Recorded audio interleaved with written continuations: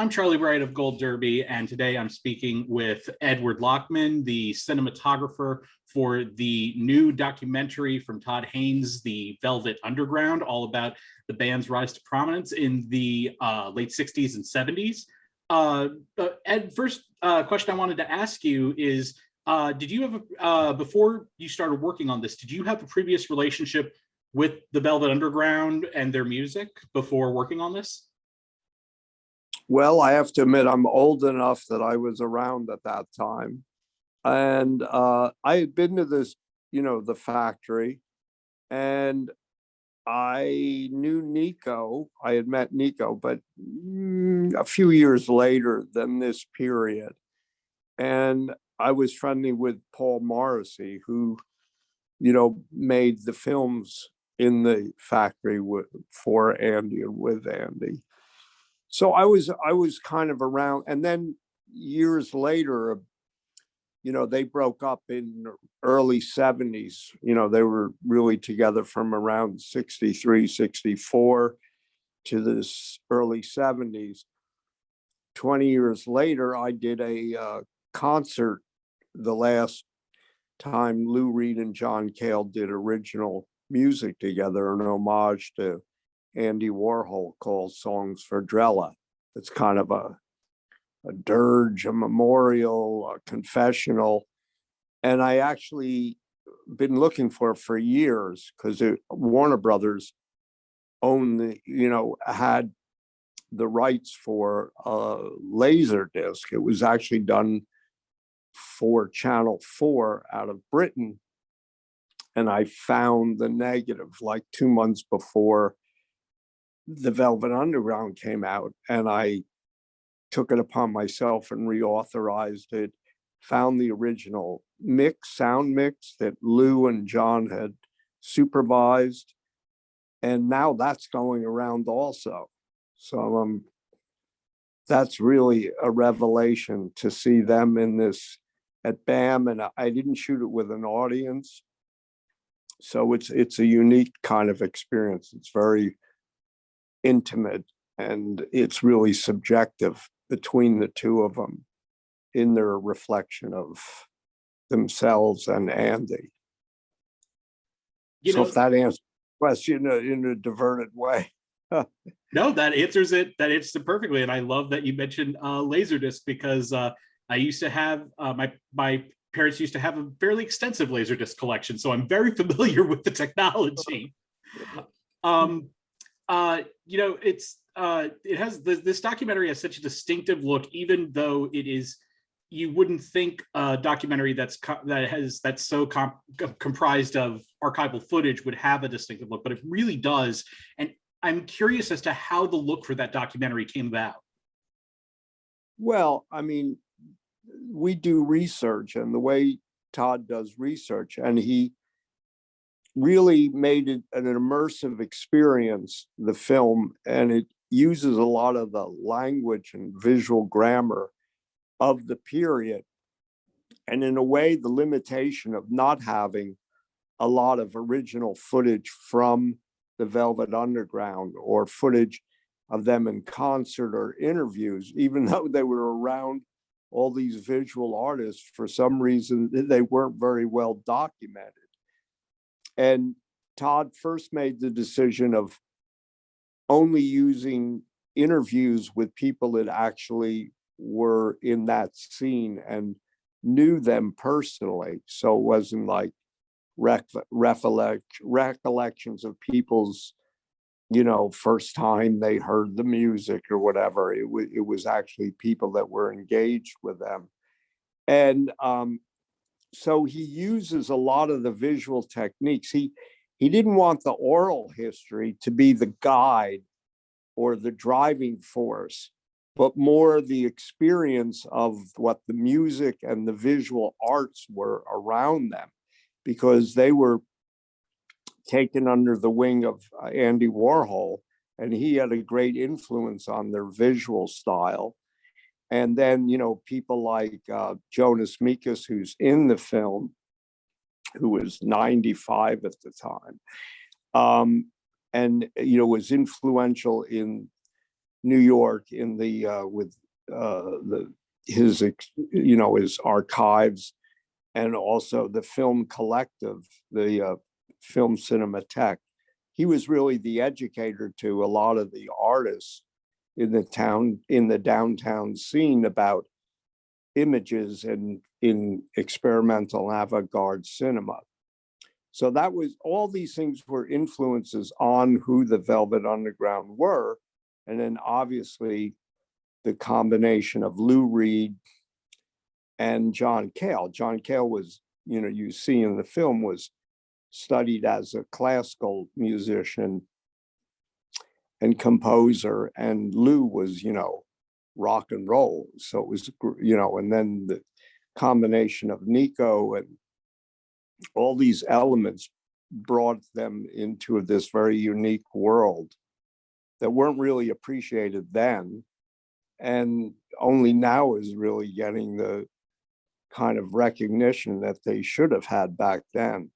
Todd says this, that I think David Bowie said this, that the 5,000 people that bought their records, they all became, artists and groups themselves.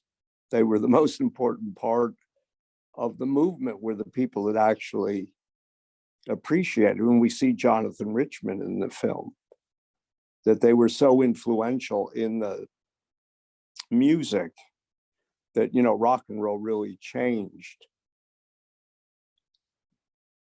So, you've been working with Todd for quite some time now, since you guys did Far From Heaven almost 20 years ago. I'm curious as to, how did the working relationship between you two come about, and why has it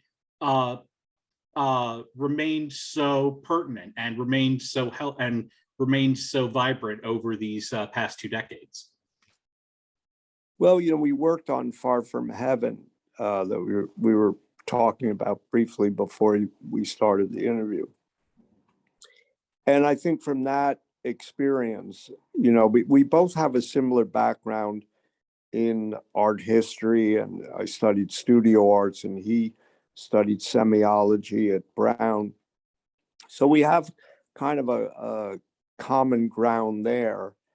And in early on, we said to each other, we might not work on the next film, but this film, it was great, but it's just kind of works out that way. Maybe one day I won't be, Godard once said to me, why should I hire one cameraman? I don't hire one actor. And I was going to do a film with Godard where there were 3 or 2 other cinematographers, which would have been an interesting idea.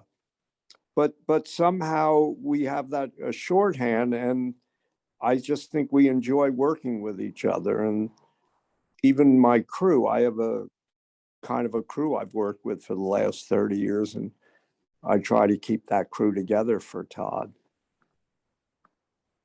So, looking at your filmography, you have a lot of different types of movies, but you seem to have an equal amount of narrative features and documentaries. And I'm wondering, what are the distinct different challenges that you find between shooting narrative features and shooting documentaries?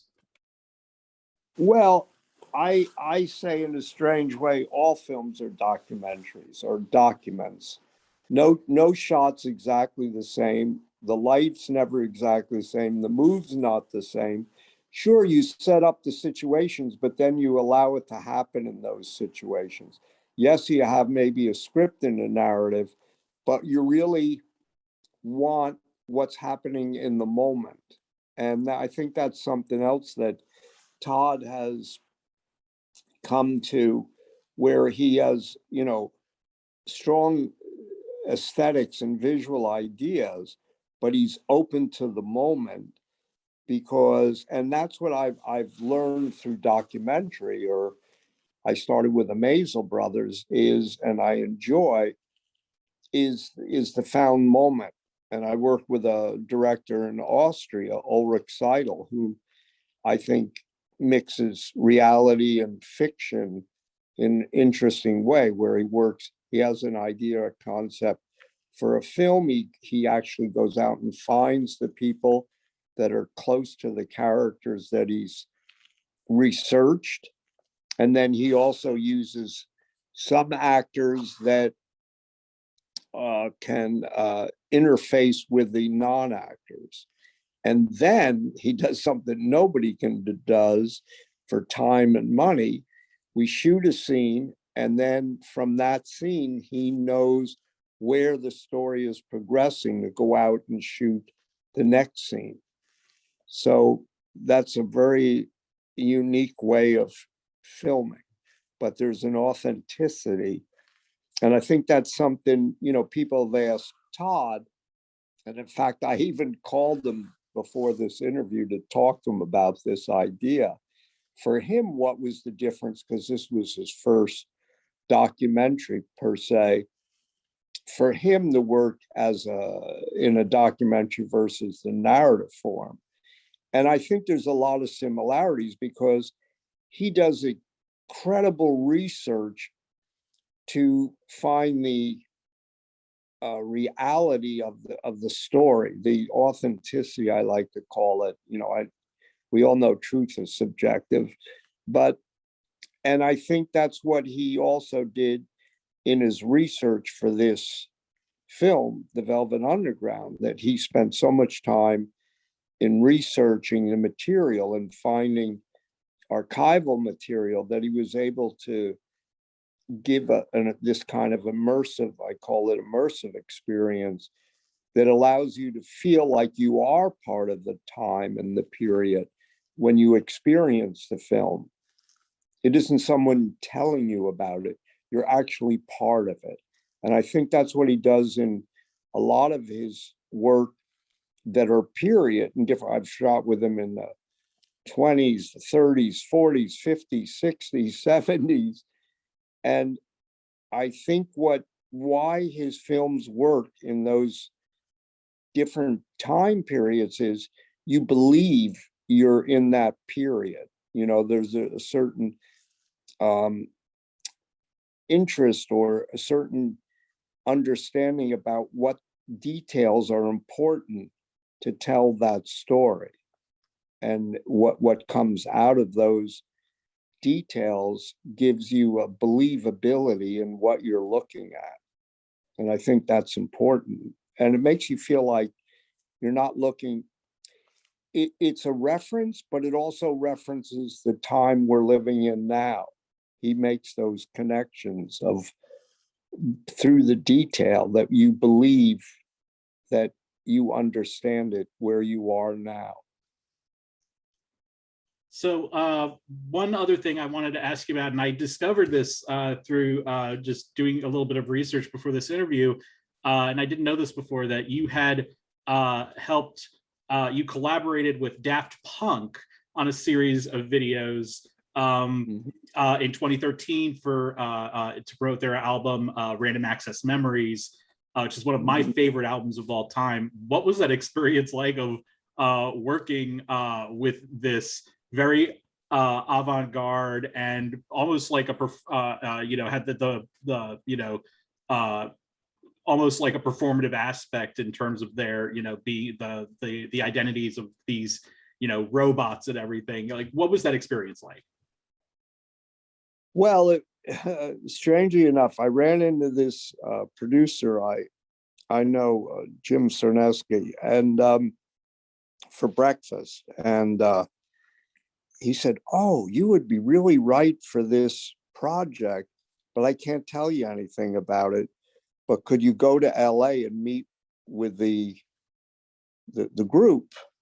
So I go, "Well, that's kind of weird, but why not? I'm up for weird." So I go to their office, and I still didn't know who they were. I maybe heard the music, but I didn't know that was them, right?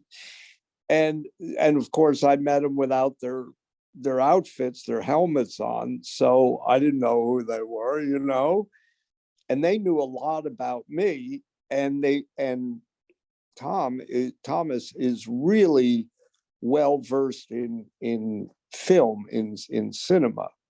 In fact, he's a filmmaker on his own. You know, he has cameras and lenses. And when I was in Paris, he showed me, you know, all his visual apparatus. So, and they didn't want to be part. This album, you know, is a collective of these other artists' interpretation of their songs, and they didn't want to be part of the video. They wanted someone like myself to go out and film these groups, or the rendition of these songs. And they also were interested in my work in the 80s and 90s. So they wanted to reference even the visual style of that time, which was kind of kitsch in a way. And so they were smart enough to get me to be kitsch. So that was that, you know. And then he was really generous. I got this Lifetime Achievement Award at Cannes, and he came and did a little film that, you know, was presented at Cannes for me. That was quite touching. Well, Ed, thank you so much for joining us. We wish you all the best over this upcoming award season. And to all of our viewers, please like this video, smash that subscribe button, and don't forget to go to goldderby.com and use the Gold Derby app to make your predictions and see if you can outsmart the top prognosticators in Hollywood. Thanks so much again, Ed. All right. Thank you.